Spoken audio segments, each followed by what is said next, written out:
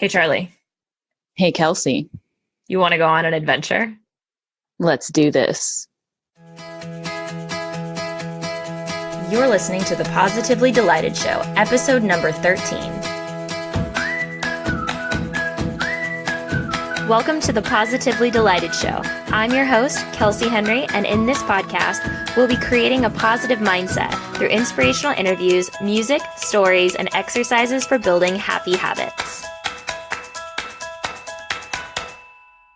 Welcome to the Positively Delighted Show, everyone. Today I have a very special mini episode because I have a friend here with me and we have a very big announcement. So I have my friend Charly Jackson here. Hi, Charly. Hello. Thanks for being on the show today with me. It's my pleasure. I'm excited. I'm excited too because we have some very big news. We do. We do. So Charly and I have decided that we are going to hit the road and caravan for the next month. We're going to be traveling around the country for 4 weeks. Charly's going to be in her trailer with her dog, Ranger, who's an adorable corgi. And I am going to be in my car, which is going to be glamped out to the max. Very excited about it. And we are going to go from Texas to Colorado, down to New Mexico, and then back to Texas in what I am affectionately calling the Charly and Kelsey's ultimate camping adventure. I love it. It's going to be great. It's going to be so much fun. So I wanted to have you on the podcast today for us to talk a little bit about our trip and how we got the idea for it, and also a little bit about yourself so that people can start to know about Charly. So let's get started with a little bit about you. So Charly, you have your own business and you have a trailer. So you're very well prepared for this trip. Well, I don't feel that way at all times, but thank you. Thank you for saying that. So tell me a little bit about your company, Pulp Paper Goods. So I started my own little stationery shop, mostly online, about 5 years ago. And it all started with Etsy. So I have an Etsy shop that I still maintain, and I do custom paper goods like wedding invitations or baby shower stuff, gift tags. Anything you can make out of paper, I can craft it up for you. And then on the side, I also do graphic design just generally for some business clients. So kind of have a lot of irons in the fire, but that's the way it works sometimes being an entrepreneur.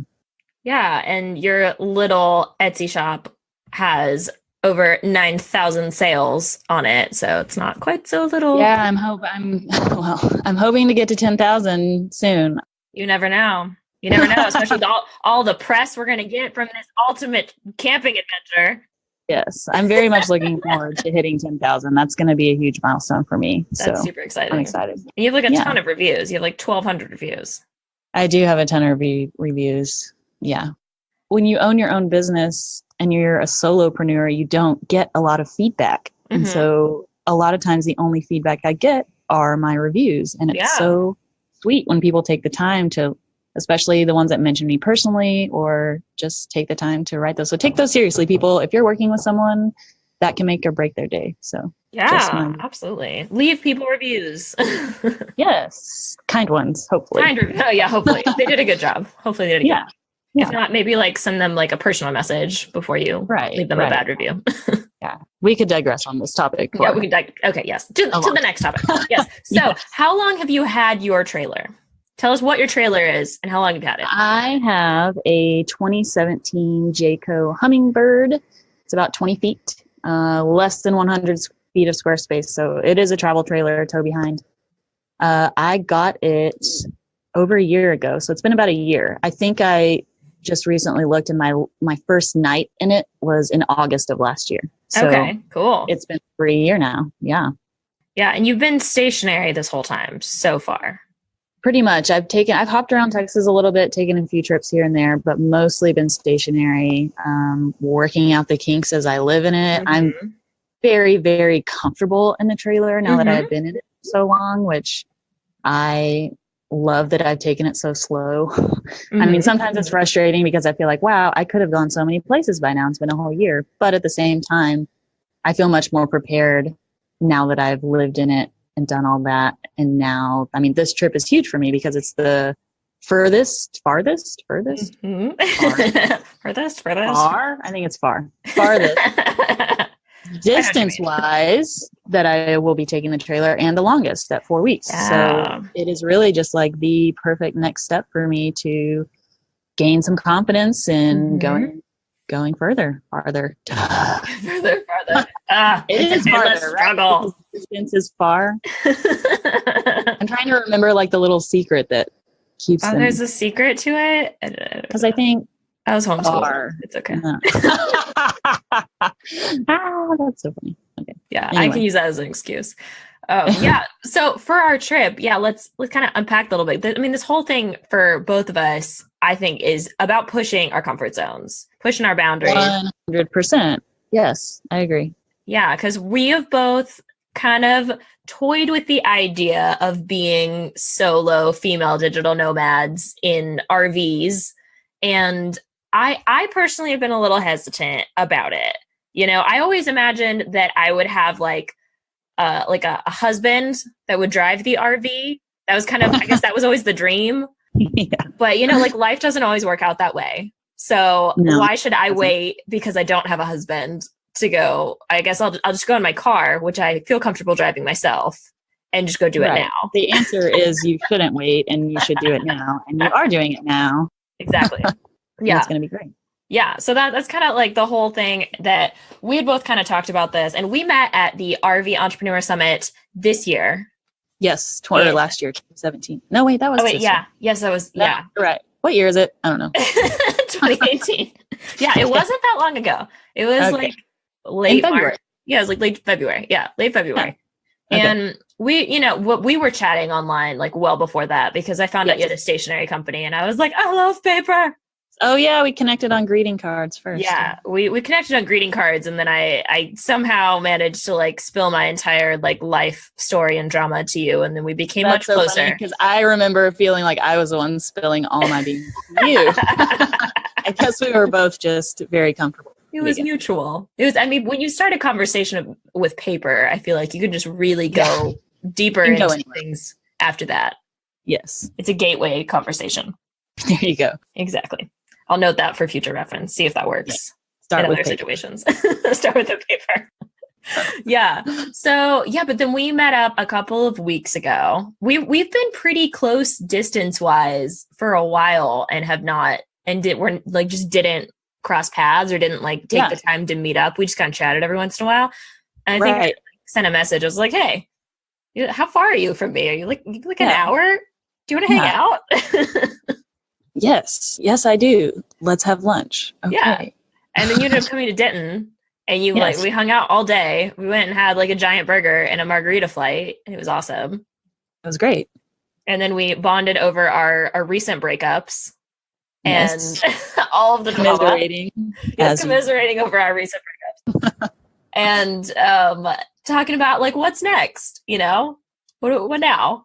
Yeah. And then, I mean, I had been thinking in my mind that I wanted to get out of Texas for the month of August for a long time because I was here in Texas in August of last year and it was so bloody hot. Yeah, it was really hot. So uncomfortable. And I was like, never again.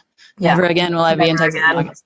So I was thinking this whole time, I have a ton of friends in Denver that I've been needing to see and I wanted to get out of the state. And then, I mean, life happens as it does. And August didn't really work out. I was just kind of getting more stressed about trying to leave. I didn't feel ready. And then out of nowhere, you were like, hey, are you still thinking about going to Colorado? I might be going in September. And just like that, once the idea was planted, I was like, whoa, actually, that would be awesome. This makes me feel much less stressed about everything.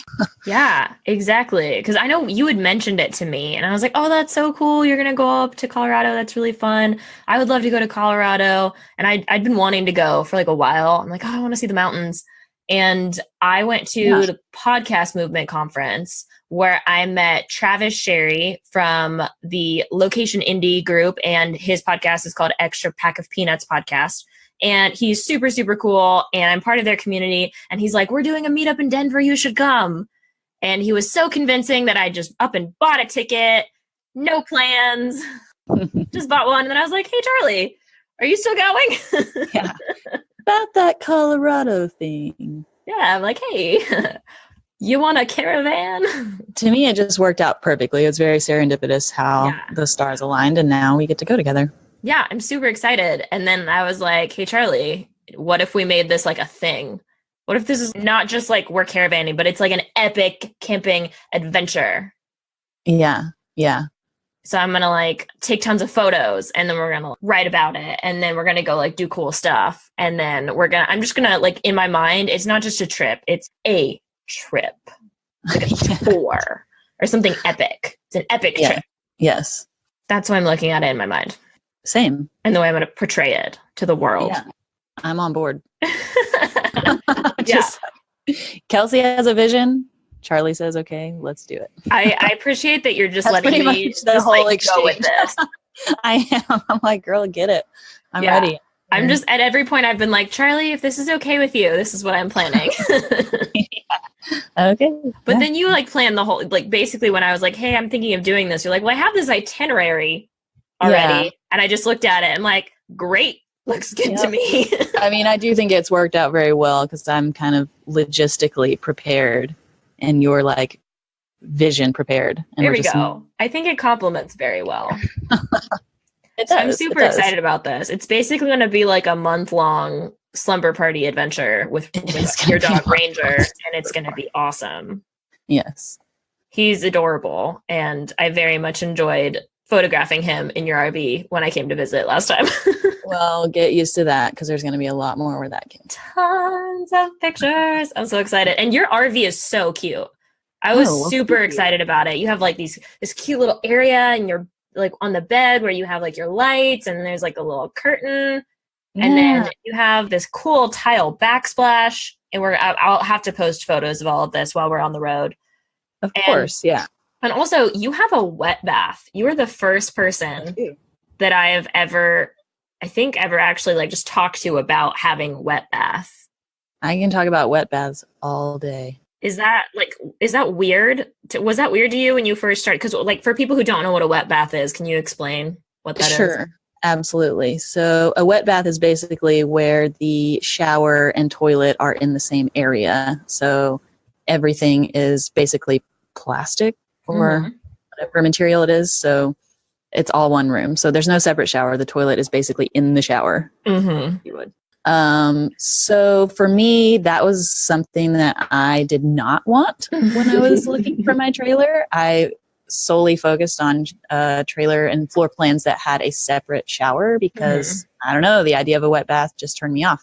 Yeah. I can imagine you're like peeing in your shower or showering in your toilet. Yes. But when I went to actually look at some trailers in person, the one that I wanted had a separate shower and I stood in it and it was a total joke.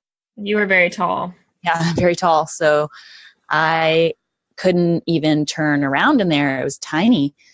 And it was immediately like, this is not going to work. So then I looked at another floor plan, which had the wet bath, which actually the whole space is bigger because it's combined. So there's much more room in the shower because there's room for a toilet in there. Of course, there's more room. So it worked out very well. And I wouldn't go so far as to say I love it. It's not like I have to have a wet bath. Yeah, it is not a problem. Does not cause me stress at all. You just adjust. Like the only difference, like there's more room. I just wipe it down when I'm done. Like you just want it dry. And other than that, there's really nothing different about it. Yeah. Well, I'm excited to have the opportunity to borrow your shower when I'm on the road. Try it out. You got to try it out. My car does not have a bathroom. Write a whole blog post about it. My very first wet bath. My very first wet bath. Oh gosh. I don't know how that will be received. You have to pee in the shower though. That's the rule number 1 of taking a shower in a wet bath. Well, I can't really say anything because my camping setup that I will be traveling in is my Honda CRV. And I'm pretty grateful that I have a porta potty in there.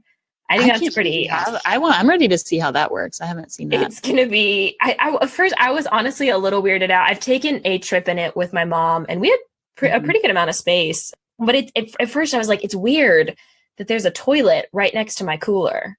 Like I was like, germs, is that a problem? Next to where you lay your head at night. Yeah. Next to, well, it was a little bit too much for me. I put my head on the other side of the car, but I think it will depend on like, if I'm on like a hill. Oh, right. Where my head needs to go. Sure. But yeah, so it's a little weird. It's covered by an ottoman though, so it just like perfectly covers it.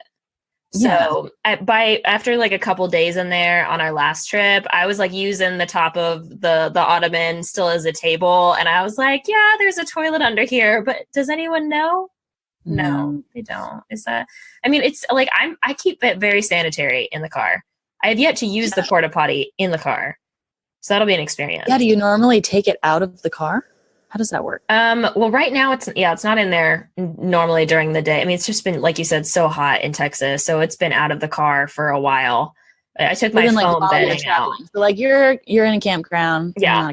Somewhere without a toilet. Do you take the toilet out of the car to use it, or do you use it in the car? In the car. Okay. See, I don't know how this works. Yeah, because otherwise I would be peeing in front of my neighbors, and at that point I just pee on the ground. Okay. What if there weren't neighbors? I don't know. It's just like, are you leaning over? Like, can you sit up straight? So that's the thing. I haven't actually tested it out, so I don't know.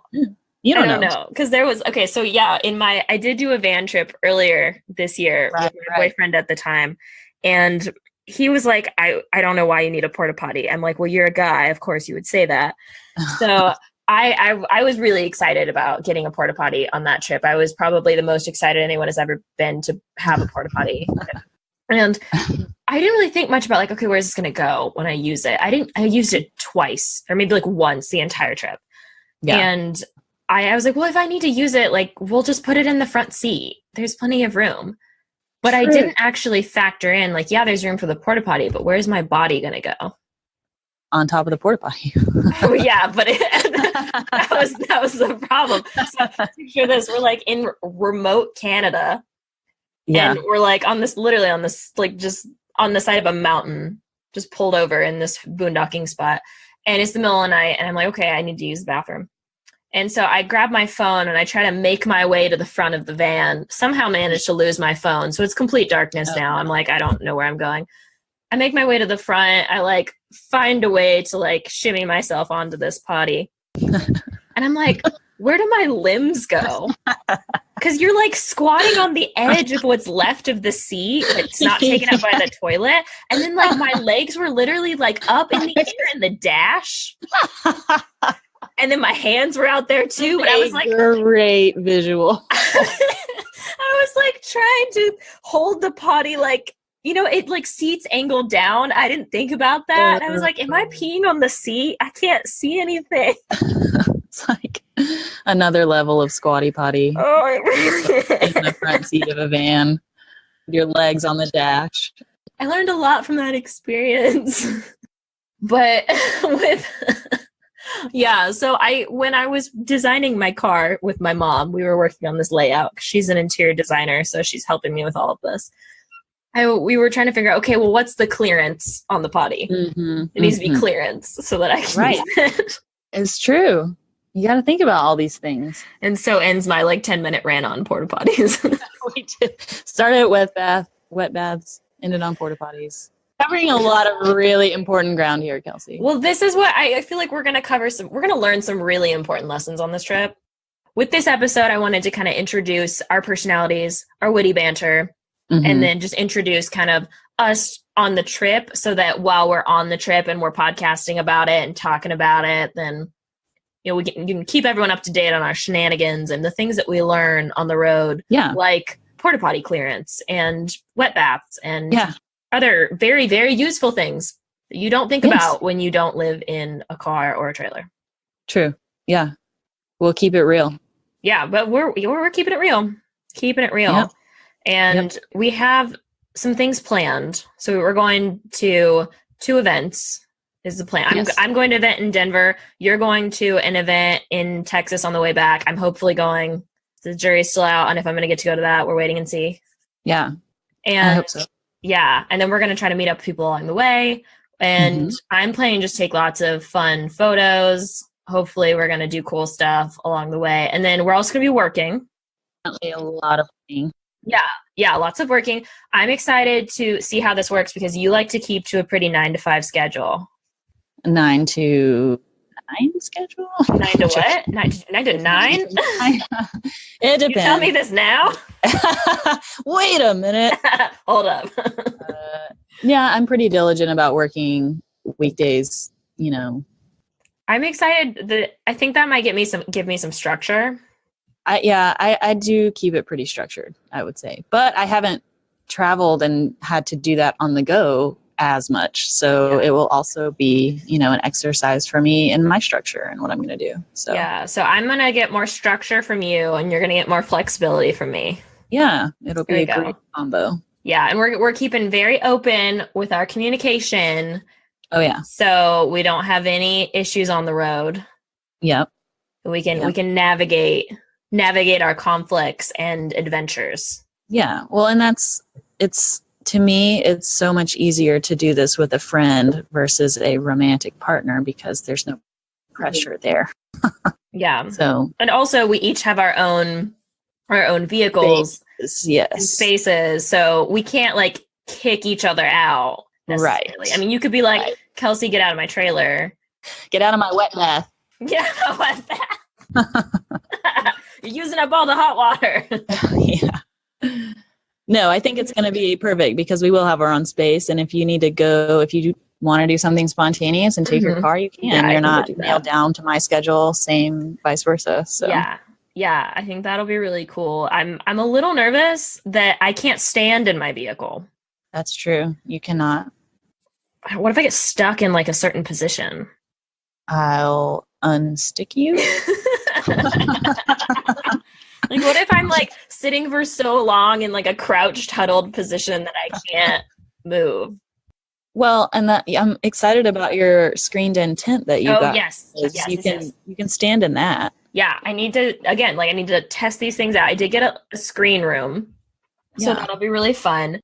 I mean, I think with you in the car, it'll be more about finding your balance of being in versus out. Yeah. You don't want to be in your car all day, obviously. I mean, and I'm still working through that in the trailer. These past few months, I've been working outside a lot, and I think that's good because it's getting me used to doing that on the go. So yeah, I think this will be a really big stretch for me because I may have grown up in an RV, but I was more in the RV than I was outside of the RV because we had a really big one. So now I'm going to have a really small one. So if I want space, I'm going to have to go outside, and the scary things are out there. Scary things or the beautiful things, Kelsey. The beautiful things are out there as well, but you know, like it's gonna take a little bit of time, I think, for me to like sit at a picnic table without worrying if there's like a dangerous spider underneath me or like like a bear off in the distance or a mountain lion stalking me or a colony of mosquitoes flying around, you know, like who knows? Yeah. Probably going to be lots of bugs. There's probably going to be a lot of bugs. I just don't want my main thing.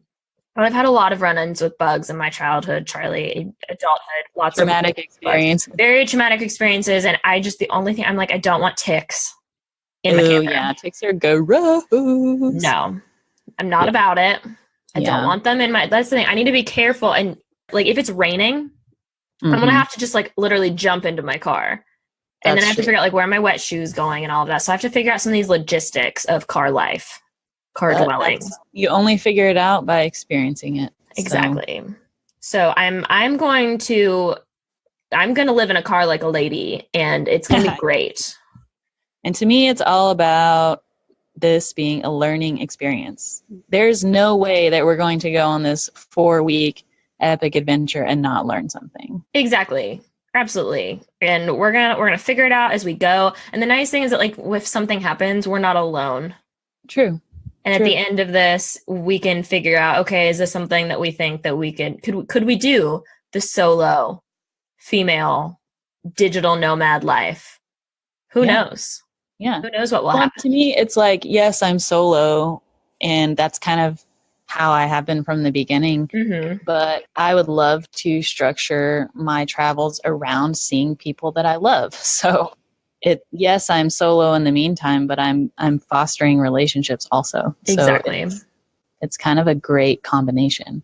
Yeah. And I'm really excited about that as well. I think that one thing I'm going to need to push myself to do is to be alone, because I don't have a lot of experience of just like being out somewhere where I don't really know the area and like being alone.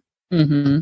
Because I feel like a lot of times, usually what I try to do is like, oh, I'll go visit this person or I'll go stay with this person. But then I'm like, oh, I don't have the space and the freedom to do what I need to get done for my work and my projects. Mm-hmm. But I'm afraid to be alone, So I think that this will be good for me to know, like, you're there if I need you. You're there for us to, like, you're going to have a kitchen. That's really useful. I don't have one of those. So we can work some of those kinks out, and then we can still have our alone time to get stuff done. And, you have your little office. I might have to go to a coffee shop if I want to stand. So, that, but we can, that's fine. Because I know that when I come back to the campground, I know where you are. I know where you're parked. Yeah. So I feel a sense of peace, and I'm excited. There is a lot to be learned from spending time alone. Mm-hmm. And I've learned, I still have more to learn, but I've definitely learned that in the past year or so. I'm much more comfortable being alone now than I was when I started. And it's just something you work through, because being alone, you just learn that being alone doesn't mean being lonely. And for me, that was the biggest fear of being alone. Not so much that I was going to run into something. It was loneliness. But yeah, that's what I'm most worried about. Yeah, you learn how to not feel that way, basically. Yeah. So, and it's different for everyone. It's totally different for everyone. But I personally, and I think you too, Kelsey, we're extroverts. We get our energy from other people. We love being around people. So if an introvert is alone, out in the middle of nowhere, they're like at peace. They're like, yeah, that's what I want. I'm like, no, I'm stir crazy. I need to talk to someone. Then you start like going places and telling strangers your whole life story at the Walmart cash register, just because you're like, please talk to me, someone. Stranger. And then you acquire 12 cats. Well, thankfully I'm allergic to cats, so I good thing you're not allergic to dogs, because Ranger sheds like crazy. Yeah, there might be a few sniffles, but I will try to keep his dog hair out of my car. Yeah, I will do my best. Get in there. Yeah, but I am grateful that I will never become a crazy cat lady. I know that. Yeah, because I would be sneezing all the time. It's actually even crazier if you're allergic and you still opt for Well, a lot of people thought that's how I would end up, because I had so much yarn. Oh, right. But also, like, I wouldn't want animals in my yarn. Like, I paid a lot of money for this. That ruins the yarn. It ruins the yarn. Exactly. People just don't know. Stereotypes are wrong about cats and yarn. True. Definitely very wrong. Well, I'm super excited about this trip. And I think that we're going to have tons of fun, and we're going to learn a lot of stuff, and we're going to take tons of photos. So if you want to follow along with our adventures, you can follow me at Positively Delighted on Instagram, and Charly at Where's Charly, which I will link to in the show notes of this episode. And we are heading out on September 21st. I had to double check what month it was. Yeah, that's in a couple days. Yeah, that's next Friday. It's really soon. Super soon. We are getting ready to go, and I'm going to work on a bunch of DIY glamping projects. I can't wait to see your whole setup all ready to go. It's going to be so pink. I'm so excited. So pink. It's going to be so pink. It's going to be great. I think it's funny, too, though, because my car, like, back in the day, I named him Edward Hercules. Okay. So Edward Hercules is a very manly name, but he has a very beautiful inside. He's very pink on the inside. Aren't we? He's very pink on the inside. I don't know. So I think that'll be really funny. But yeah, from the outside it'll be cool because he'll look just like a normal car, but on the inside it'll be like, whoa. Yeah. That's what I'm going for in reaction. Yes. You just open the door and think, wow, Kelsey lives here. Yeah. Kelsey lives here. Yes. Or like if not Kelsey, I'm curious like who else they would say lives in there. Like if not Kelsey, like strawberry shortcake, or if not Kelsey, like a My Little Pony lives in there or something. I'm just curious what the reaction will be. Yes. That'll be great. Well, I'm super excited, and we will be keeping people up to date on our adventures as we hit the road next Friday. Yeah. It's not if we run into problems, it's when. We're going to solve them, and then we're going to learn about it and share that. We're going to learn about it. It's going to be great. Well, thank you for being on the podcast today, Charly. It's been my pleasure. Thank you so much for listening to this episode of the Positively Delighted Show. Be sure to head over to positivelydelighted.com to get the show notes for this episode. If you like the show so far and you've been learning a lot from the content, I would love if you could go to iTunes or your favorite podcast listening app and leave a review. You would be my favorite person ever. Thank you so much again, and I hope you have a positively delighted day. See you next time.